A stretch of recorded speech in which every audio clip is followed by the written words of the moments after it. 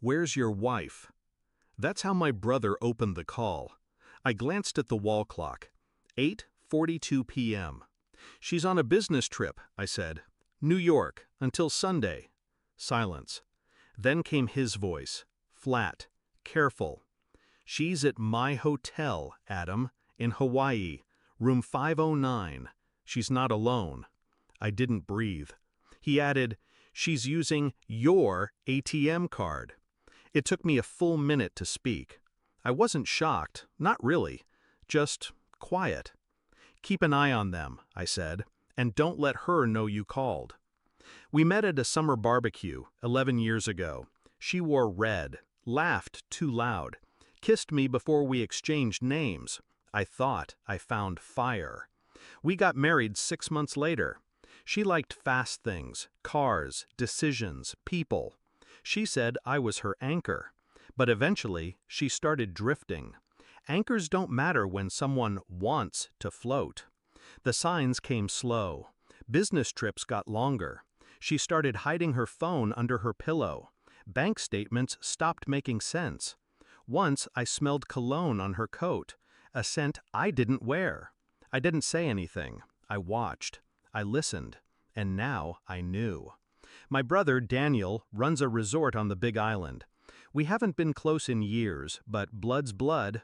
He texted me the name of the guest she checked in with, Jason Klein. I checked her calendar. She had an investor meeting listed, of course. I didn't rage. I didn't cry. I opened my laptop. First, I froze the joint accounts. Left enough for food and cab fare, just enough to sting. Next, I called Daniel. "I need her distracted. Can you upgrade her room? To the presidential suite?"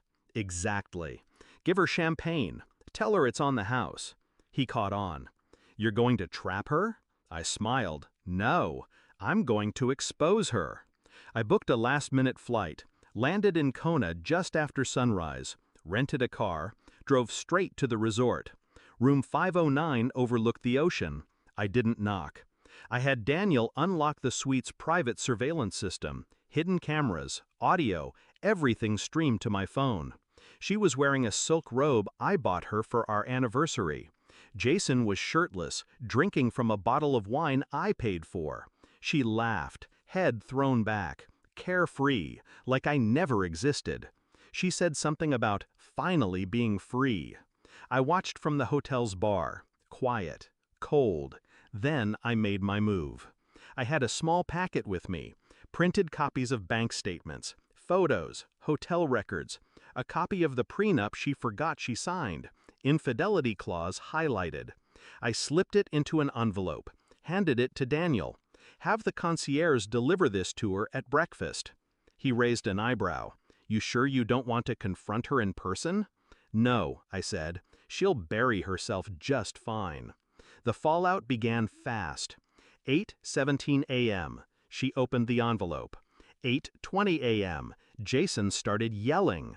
8:25 a.m. He left the room, slamming doors. And at 8:32 a.m., my phone rang. I didn't answer. She called again. And again. 54 missed calls. Texts flooded in. "I can explain. Please pick up. It's not what it looks like." Then came the rage. "How dare you freeze my accounts? I'm stranded. This is abuse." She should have read the fine print. I walked into the hotel lobby at noon, calm, composed. She was there, disheveled, pale, alone. She ran to me. "Adam." I held up a hand. No words, just a look. She stopped, just like that. I walked past her, sat at the outdoor cafe. She followed. "I made a mistake," she whispered. "He meant nothing." I nodded slowly. "You know what's funny?" I said. "You were always worried I'd leave you for someone else. But I stayed, even when you didn't." Tears welled. Real or not, didn't matter anymore. "You ruined everything," she whispered. "No," I said. "I ended it. There's a difference."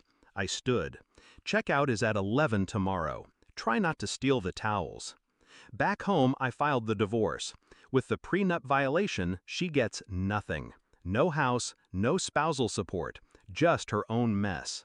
The lawyer said, "She'll fight this." I smiled. Let her. I already won. Now I sleep soundly, alone but at peace. The air feels lighter. I didn't yell, I didn't beg, I just let the truth do the talking.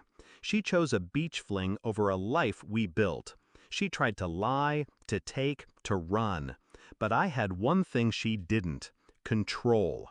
She hasn't called since the court ruling. Last I heard, Jason blocked her too. Figures. You play with fire, you end up alone on a beach with nothing but regrets, and a canceled card. As for me, I built back quietly, smarter, stronger. She had the sun, but I had the storm, and I brought it with silence.